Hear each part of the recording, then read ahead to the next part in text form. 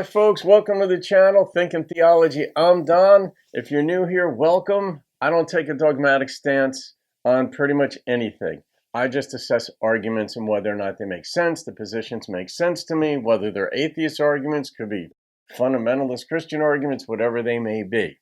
So I don't dogmatize. I take more of a philosophical stance. But when people see the name of the channel, Thinking Theology, they think automatically that I am propagating some particular view. I am not. It's really thinking about theology and theological topics. And atheism absolutely plays into it. Here we have Christopher Hitchens saying how atheists address the question of, is there a God? So some of these shorts I watch ahead of time, some I don't. This one I'm pretty sure I did watch. In fact, I did watch it. But let's see what he says, and then I'll make some points. Is it nonetheless possible for an atheist to say, a proclaimed atheist to say, as I do, proclaim myself to be, that God positively can be said not to exist? No. It's a very common misunderstanding about my fraternity, sorority. I'll just take a moment to clear it up.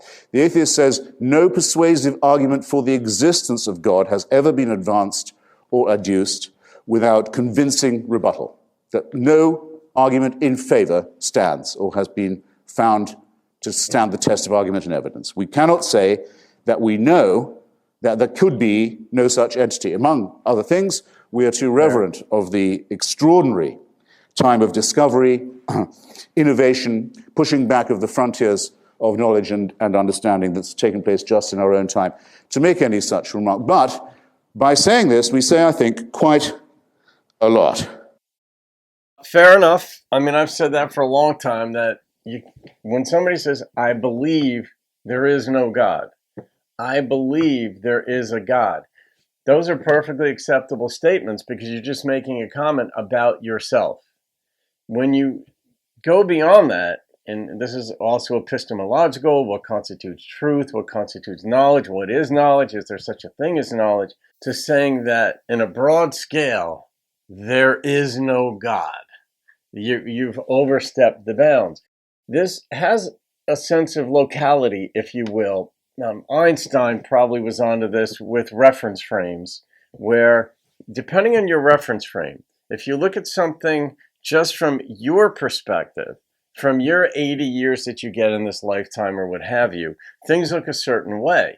But if you broaden it out to eons, or let's say a million years, looking down, say, at planet Earth, your life doesn't even show up much. To you, the way you view things is very significant, but on a broader scale, the scope of knowledge of which he was alluding, where, I mean, he says that we've learned a lot recently, the frontiers of knowledge, so-called, that he speaks of, that no persuasive argument has been produced that couldn't in favor of God, that there wasn't a reasonable argument made to counter that position. So that is his viewpoint within the sphere of his life. He can say, absolutely, I am not convinced that there is a persuasive one, though there might be a persuasive argument. In one sense, he's saying the same thing about God as he is about the argument, or a so-called God, as he might prefer me to say it. He's since passed, but atheist anyway. I've yet to see an argument in favor of God that is convincing. And he also says, I've yet to see proof of any sort of a God.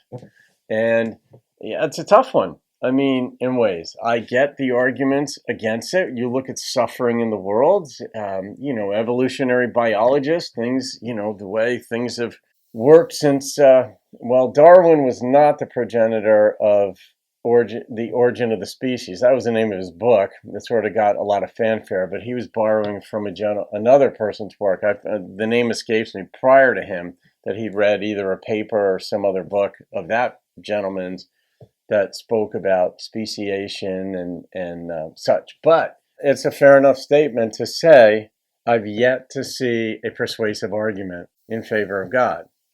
That's fair. It's just same thing as saying, I don't believe there's a God. That's fine. I can't speak against that. My whole thing is, in a civilized society, one of the things that made mankind the apex predator, if you will, or put us on top of the hill in the world, even though a lion could take us down, many dogs could take us down. So individually, it's our cooperation with one another that has made us top dogs, so to speak. And we have houses and places where we're safe, or as Anne Lamott says, what is a house but a place to keep the wolves away? And yes, we've done that. Our brains have evolved.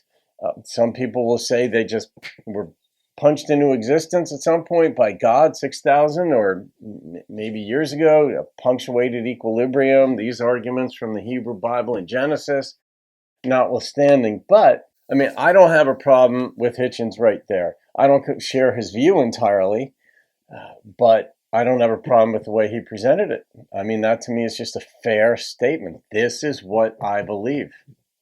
Fair enough. All right, folks. Hope you enjoyed that. Leave your comments. I'll see you on another video, and keep thinking theology.